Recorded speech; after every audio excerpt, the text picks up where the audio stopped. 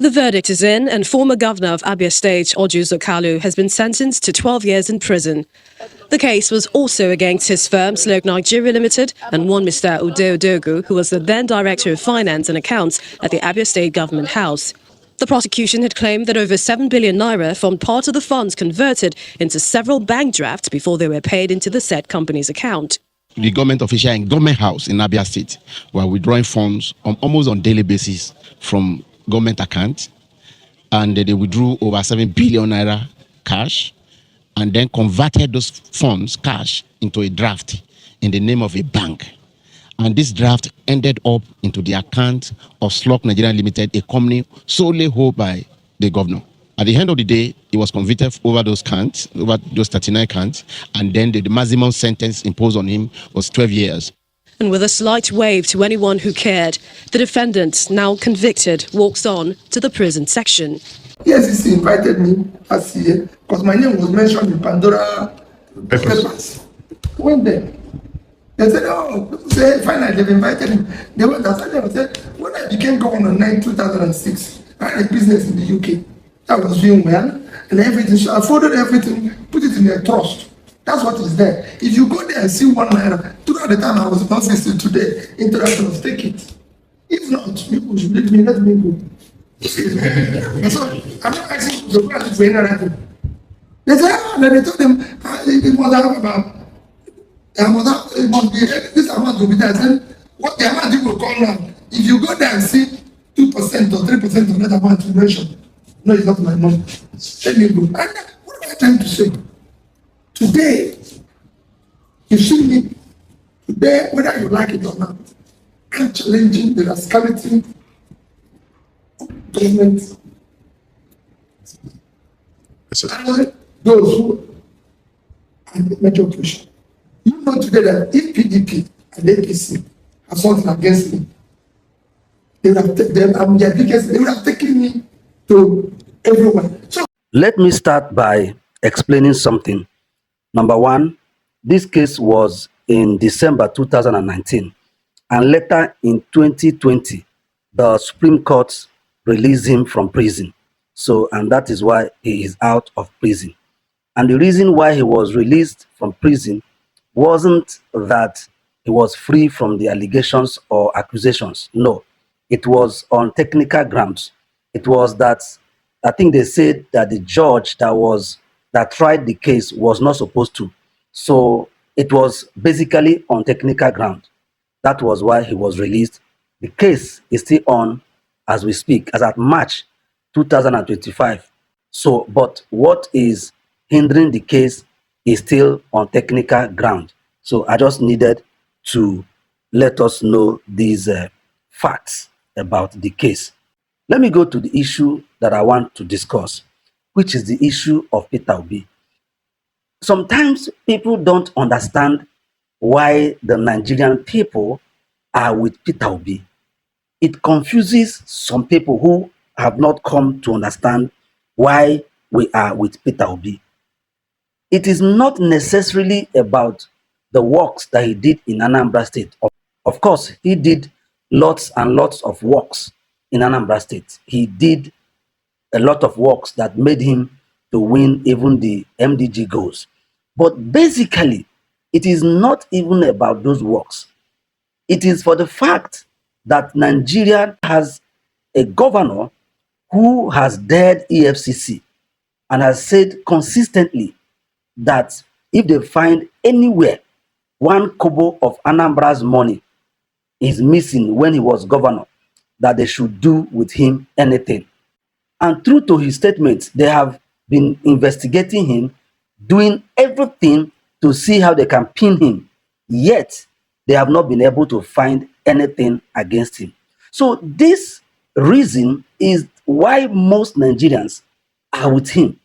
So it is not necessarily about what he did or what he did not do. Like I said, he did a lot.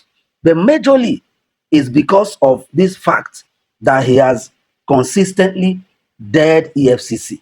You can see that even the one that they tried all they could do to invite him, yet the way they had to let him go because they know there was nothing on him.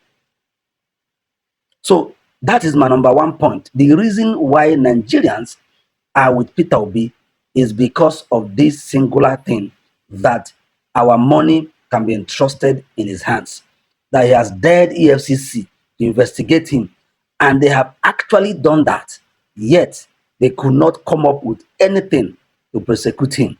The second thing I would like us to look at this is that both PDP and APC have been after him. Now, one will be thinking it is only APC. But if you listen to Mr. Peter Obi, you will notice that he said both PDP and APC. In fact, he mentioned PDP first. That shows you that the people that are going after this man is even beyond what we are thinking. One will be thinking it is only APC. But from this statement, in fact, he mentioned PDP first. He said if PDP and APC had found anything on him, that they would have taken him anywhere and everywhere. So you can imagine, and these are the only ones that he has mentioned. We don't even know others who are after him. And guess what? The issue is that they could not still find anything to hold against him.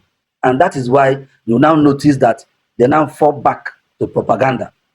And that is why you notice they are now creating all forms of mercenaries to be forming all kinds of things against him, because they could not find anything against him.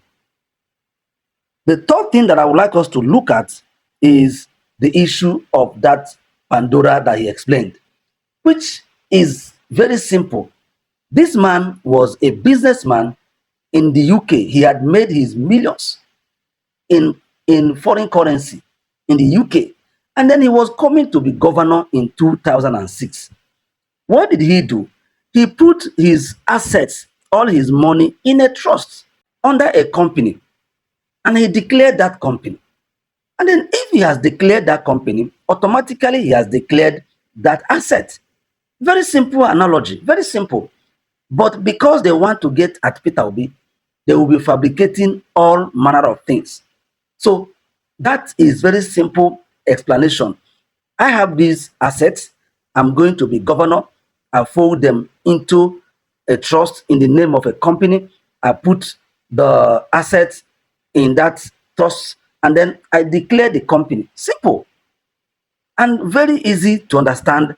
But because they want to get at Peter Obi, they will not understand that. And on this note, I call on the coalition group. You can see that this man is the right man for this job. This primary, I see all of you talking about primaries. See, you guys know that Peter Obi is not going to give anybody 1 naira for primaries. And you guys know how they do primaries in Nigeria. It is all about dollar and money. Peter Obi has the money, but he won't give anybody. If you people are really interested in winning election, but not in collecting people's dollars in the name of your so-called primaries, see how you guys are going to do it. It is done. Do a consensus candidate and give Peter Obi the ticket, and be rest assured that you have victory. But if you guys just want to do your normal way of, call it primaries, and do whatever you want to do, one thing you guys have to know is that delegates don't speak for Nigerians. Delegates are for party. Nigerians are saying, give us Obi. So give us Obi, and then you will see your result. You will see victory. And that is what I am pleading with you guys in the coalition to do. And then for all of us, well-meaning Nigerians and obedient, let's keep moving. Let's keep supporting Mr. Peter Obi until, by God's grace, 2027, he becomes our president. Thank you so much, and may God bless you.